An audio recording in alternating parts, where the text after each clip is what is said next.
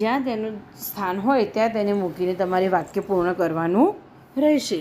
આગળ તમારે શબ્દ સમૂહ પણ આવી શકે છે.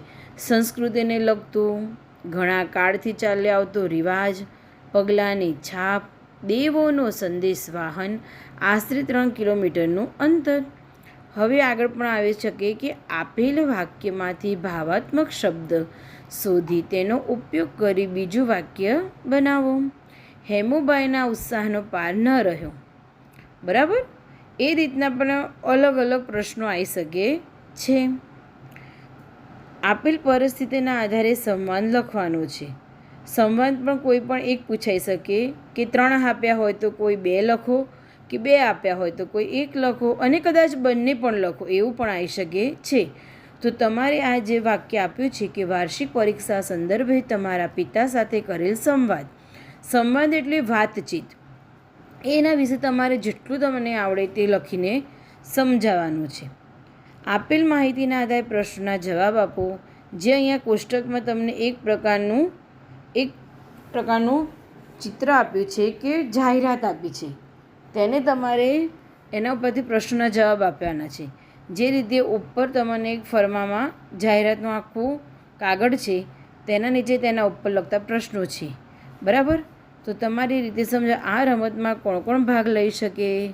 બરાબર, તો આ રીતે તમને ઉપર તમે બધું વાંચશો અંદર ફકરામાં ને ફકરામાં, તો તમને જવાબ મળી જશે.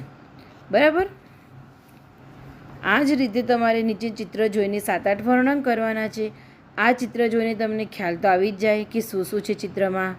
બરાબર, એ રીતે ચિત્રના ઉપરથી તમારે આખું એનું વાક્યરચના સાથે વર્ણન કરવાનું છે. તેનો બોધ લખવાનો, તેનો સંવાદ લખવાનો, તેનો અર્થ શું થાય છે, દરેકનું વાક્યમાં સમજાવવાનું, જેથી તમે કરીને તમારા ચિત્રનું વર્ણનમાં તેનો પ્રોપર જવાબ અને તમે તેને સારી રીતે નિબંધ ટાઈપ લખી શકો.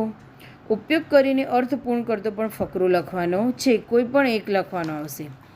ગામ, બાળક અનાથ, તડકી છાંયડી જોવી, પારકી માજ કાન વીંધી. એ વાક્યો તમને નાના નાના એના આપ્યા છે, જે તમારે દરેક વાક્યને ઉપાડીને એનું અર્થનું લાંબુ વર્ણન કરીને તમારે તેનો આખો ફકરો બનાવીને સમજાવવાનો. એ રીતે તમારે માટે વાક્યો આપ્યા છે. આપેલા વિષય પર નિબંધ લખો. 3માંથી કોઈ પણ આવે. મારો દેશ મારો ગૌરવ, માતૃપ્રેમ, મારા પ્રિય નેતા.